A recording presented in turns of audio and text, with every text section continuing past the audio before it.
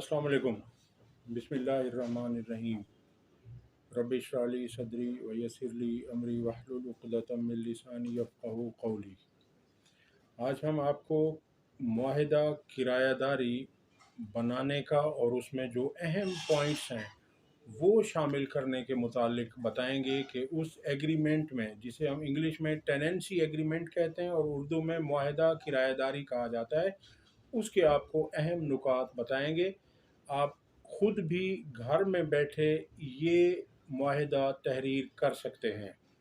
इसमें सबसे पहले तो आपने नंबर 1 पे आप लिखेंगे मालिक मकान के तमाम कवायद, यानी जिसकी दुकान है या मकान है उसका जो मालिक है उसका नाम, वल्दियत, शनाख्ती कार्ड नंबर और एड्रेस और मोबाइल नंबर, ये आपने लिख दिया। फ़रीक अव्वल में मुनासिब यही है कि फ़रीक अव्वल के तौर पर आप मालिक मकान का नाम लिखें। वैसे आप किराएदार का भी लिख सकते हैं और इसी तरह से फ़रीक दोम में किराएदार आ जाएगा, उसके भी इसी तरह से नाम, वल्दियत, शनाख्ती कार्ड नंबर, एड्रेस और मोबाइल नंबर लिखेंगे।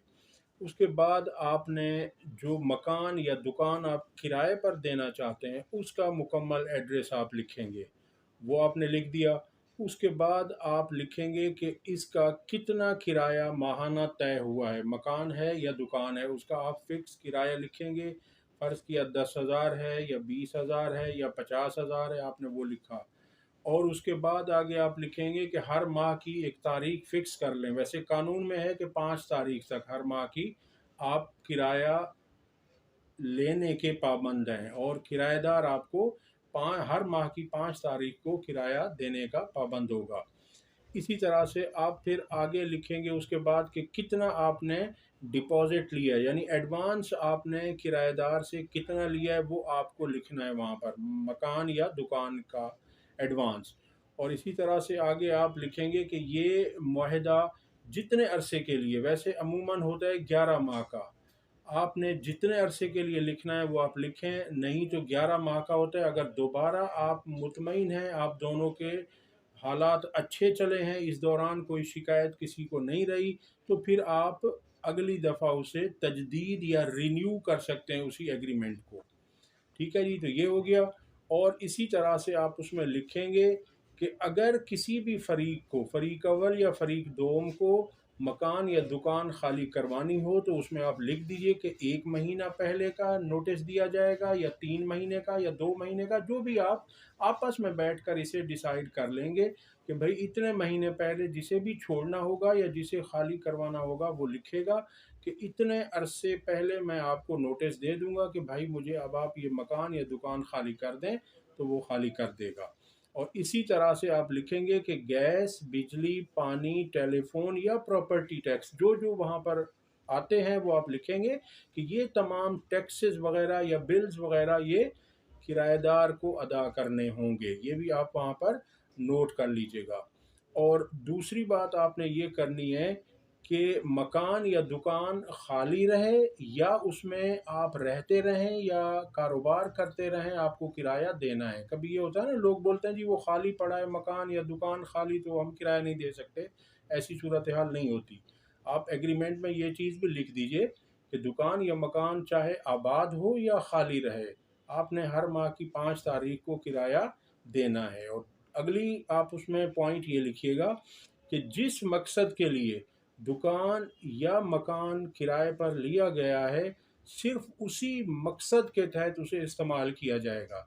यानी अगर घर लिया है रिहाइश के लिए तो वो रिहाइश के लिए ही होगा, उसे आप किसी और मकसद के लिए इस्तेमाल नहीं कर सकते। इसी तरह दुकान भी अगर जिस मकसद के लिए हासिल की है, फ़र्ज़ किया आपने कहा कि जनरल स्टोर के लिए लेना है और आपने वहाँ पर अगर जो है ना मुर्गी की दुकान खोल ली तो वो ठीक नहीं है, या जो हजाम की दुकान आपने उसमें बना ली तो वो ठीक नहीं है। इस तरह से आपने करना है।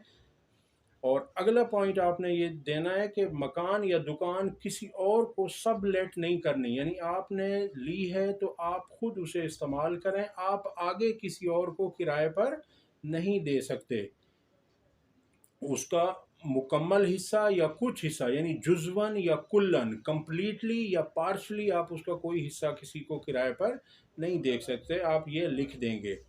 اور اس کے لیے کرایہ داری کے لیے، مکان کے کرائے کے لیے ضروری ہے کہ آپ اس معاہدے کو اپنے قریبی تھانے میں ضرور درج کروائیں، اس کو جمع کروائیں اور اس کا اندراج ضروری کروائیں، اور یہ 200 روپے کے اسٹامپ پیپر پر یہ ایگریمنٹ بنتا ہے۔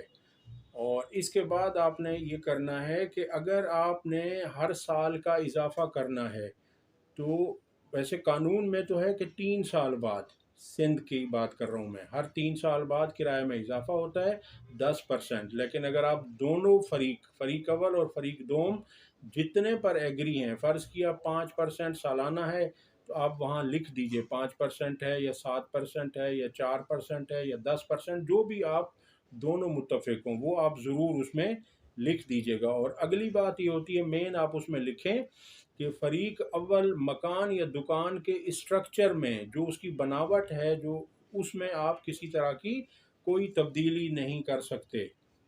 اور اسی طرح سے آپ لکھیں گے کہ جب آپ مکان خالی کروائیں گے یا دکان خالی کروائیں گے تو آپ کو فزیکل قبضہ اس کا ملنا چاہیے، یعنی کرایہ دار آپ کو اس کا قبضہ آپ کے حوالے کرے فزیکلی۔